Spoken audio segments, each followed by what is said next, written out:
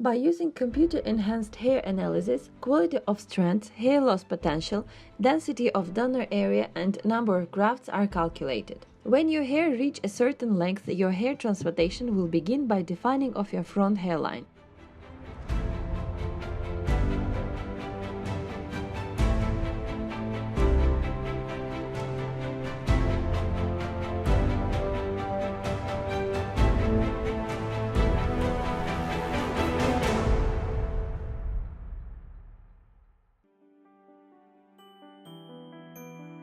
By applying local anesthesia on donor area, your back of the neck is being numbed. After that, your follicles are carefully taken away by using micromotor technology. In order to prolong the life of your hair follicles and to preserve their qualities, they are kept in special solution in single and double groups. After completing the hair grafting procedure, local anesthesia is applied to the area where the hair is to be transplanted. The hair transplantation process starts from the specially designed front hairline. Thus, the procedure will be finished and it will be compatible with your own hair. During the 5 to 6 days after hair transplantation, the crusting and spillage of the crusts may take place, and within 15 to 21 days, the transition shock period will continue.